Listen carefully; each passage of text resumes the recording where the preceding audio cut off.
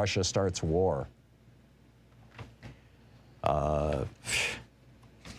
It's like, where? Well, we know who these people are. They don't support America, these Republicans. They want power and they want wealth. And those are the only things that matter to them. Now, you know, we've kind of always known this about the Republican Party ever since 1920, when they rejected the progressives, when they basically discarded Teddy Roosevelt and William Howard Taft. And you know, we got Harding in as president, who was about as corrupt as you can get. And he dropped the top income tax rate from 91% down to 25%. Yes, Warren Harding did that in 1920. I realize Ronald Reagan did it again in 1982, dropped it from 74% down to 25%. But yeah, the first time around, you know, they're all about the money and the power. I get that. But now, I mean, this is beyond the pale. You've got Donald Trump. Quote, I went in yesterday and there was a television screen and I said, this is genius. Putin declares a big portion of Ukraine, declares it as independent. That's wonderful. How smart is that? And he's going to go in and be a peacekeeper. That's the strongest peace force. We could use that on our southern border. It's the strongest force I've ever seen. There were more Army tanks than I've ever seen. They're going to keep peace all right.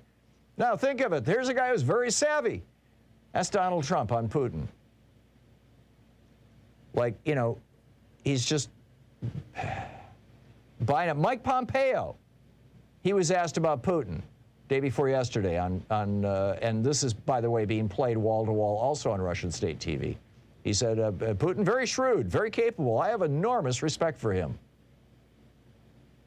Josh Hawley on February 3rd was called out by his hometown newspaper, the Kansas City Star, in an op-ed titled Putin's New Favorite Pet, Josh Hawley.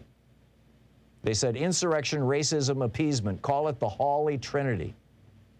Charlie Kirk, this younger right-winger who is leading the Republican youth movement, he said, quote, who cares? This is a family dispute between two countries, one rather strong, one very corrupt and weak.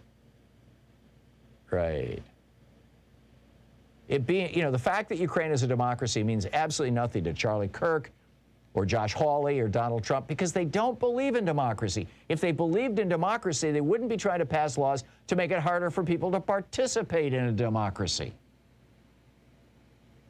When is America going to wake up and realize that the Republican Party has become an authoritarian instrument in the United States? They have abandoned Americanism. They have given up on the principles of democracy. And they have thrown in with autocrats and dictators around the world. You've got Viktor Orban, who has completely packed his Supreme Court, who has turned all of the major industries in his country over to oligarchs who are friendly to him, with a massive kickback scheme going on. He's gone from being a relatively middle-class politician to being one of the richest men in the world. And what is CPAC doing? They're holding their one of their annual conventions in Ukraine, in Budapest, this year. Tucker Carlson, and I quote, it may be worth asking yourself, why do I hate Putin? Has Putin ever called me a racist? Has he threatened to get me fired for disagreeing with him? Right, Putin doesn't do cancel culture. That's Tucker's message. How long is he going to be able to maintain this? In fact, you know, Carlson is basically saying, don't hate Putin, hate Biden. Marjorie Taylor Greene yesterday, she was asked about the situation in Ukraine. She said, and I quote, Ukraine was the #1 donor to Hillary Clinton when she was running for president, which is, of course, a complete lie. But the day before that, she had said that she wants to impeach Biden for threatening war with nuclear Russia. It's a verbatim quote.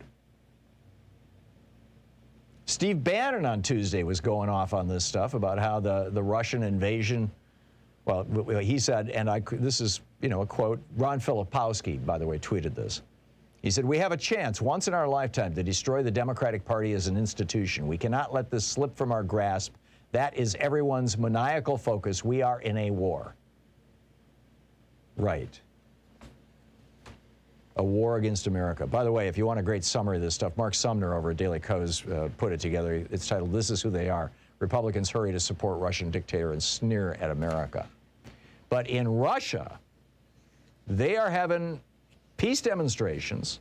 People are out in the streets saying, no, we want peace. Stop the war. And the Russian police are breaking these things up as fast as they can. But Yuri Dut, D-U-D-T, is one of Russia's most popular media personalities. And day before yesterday, Tuesday, he said, I did not vote for this regime. He said he felt ashamed of Russia in a post that got over 1 million likes in just 24 hours. A great piece about this over at theguardian.com. There was a poll done by the Levada Center, which is a polling organization that works within Russia, that found that only 45% of Russians agree with, now this was as of Tuesday, agree with what's going on. Russia's cultural and sporting elite, the Guardian notes, usually firmly behind Putin, also expressed their deep worries. Valery Meladze, M-E-L-A-D-Z-E, arguably the country's most beloved singer, posted an emotional video in which he begged Russia to stop the war. He said, quote, today something happened that should never have happened. History will be the judge of these events, but today I beg you, please stop the war. Fyodor Smolov is the Russian football star. And he went to Instagram and posted no more war.